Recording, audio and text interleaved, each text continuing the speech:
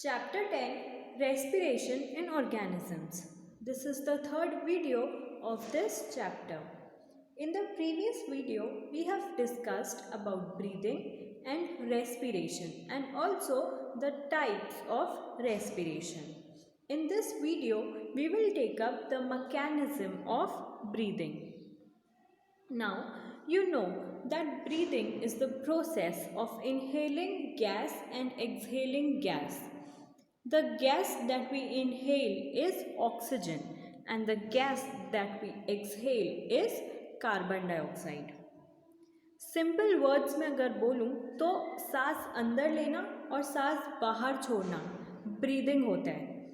जो सांस यानी कि जो गैस आप अंदर लेते हो वो होती है ऑक्सीजन गैस और जो गैस आप बाहर छोड़ते हो वो होती है कार्बन डाइऑक्साइड. ब्रीदिंग की प्रोसेस में कुछ ऑर्गन्स या फिर स्ट्रक्चर्स इन्वॉल्व होते हैं जिनको हम रेस्पिरेटरी ऑर्गन्स या फिर रेस्पिरेटरी स्ट्रक्चर्स बोलते हैं.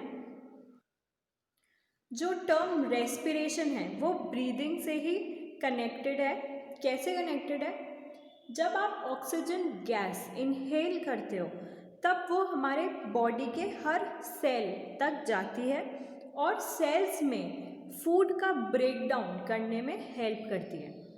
सेल्स में फूड ग्लूकोज के फॉर्म में होता है.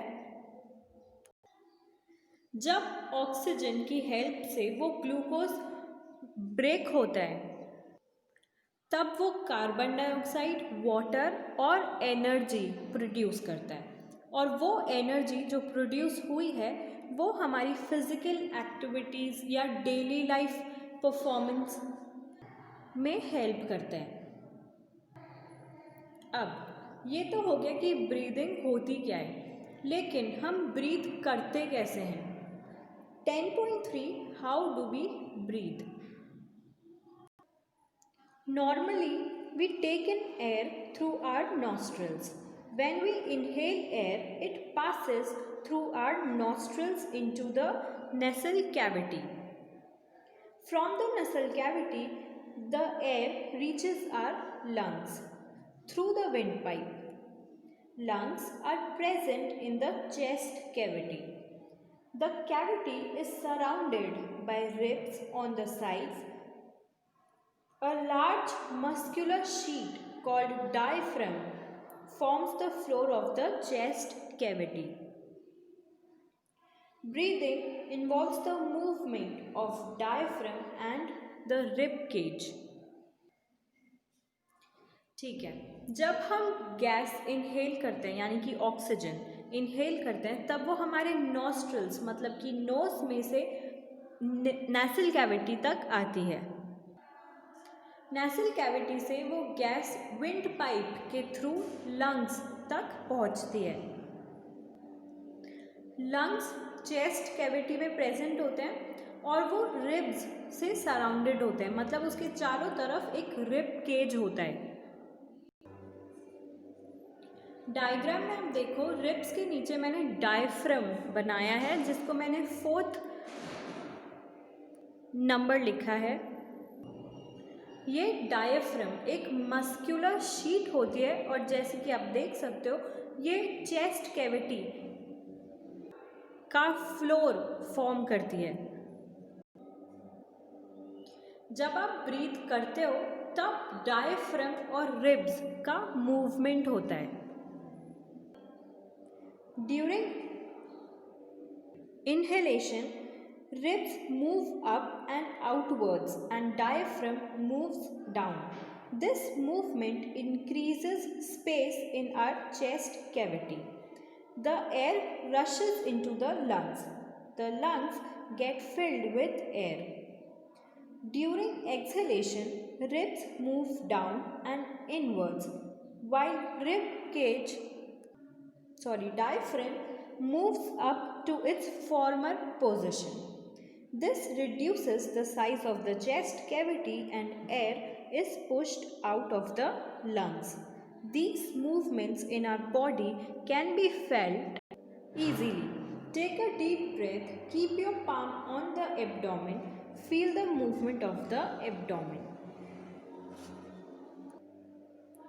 आपको यहाँ तक समझ आया कि डायफ्राम और रिब्स का मूवमेंट होता है जब आप ब्रीथ करते हो। लेकिन अब ये मूवमेंट कैसे होता है? जब आप ऑक्सीजन गैस इनहेल करते हो तब रिब्स ऊपर की तरफ और बाहर की तरफ मूव करते हैं, यानी कि ऊपर हो जाते हैं और थोड़ा सा बाहर हो जाते हैं। उसके साथ साथ में डायफ्राम नीचे की तरफ मूव करता है। तो इनहेलेशन में रिब्स क्या कर रहे हैं? ऊपर की तरफ और बाहर की तरफ मूव कर रहे हैं, और डायफ्राम जो है वो नीचे की तरफ मूव करता है। इससे क्या होता है कि चेस्ट कैविटी में स्पेस बन जाती है ताकि गैस अंदर आराम से आ जाए। लंग्स में एयर भर गई, यहाँ तक समझ आया। अब जैसे ही एक्सहेलेशन होता है, यानी कि आप गैस बाहर निकालते हो कार्बन डाइऑक्साइड, तो रिब्स वापस से अंदर चले जाते हैं और नीचे आ जाते हैं, और डायफ्राम जो है वो अपनी ओरिजिनल पोजीशन यानी कि ऊपर वापस शिफ्ट हो जाता है। इससे क्या होता है कि चेस्ट कैविटी में स्पेस वापस से कम हो जाती है और वो गैस इजीली बाहर मूव हो जाती है। ये मूवमेंट्स रिब केज और डायफ्राम के इतने विजिबल होते हैं कि अगर आप अभी ज़ोर ज़ोर से सांस लो और अपने एब्डोमेन पे हाथ रखो तो आप ये मूवमेंट फील कर सकते हो। इसको समझने के लिए एक आप सिंपल एक्टिविटी भी परफॉर्म कर सकते हो। Activity 10.4, take a deep breath, measure the size of the chest with a measuring tape and record your observations. Measure the size of the chest again when expanded and indicate which classmate shows the maximum expansion of the chest. Diaphragm और ribs का movement आप सांस अंदर लेकर और सांस बाहर छोड़कर आराम से मेजर कर सकते हो।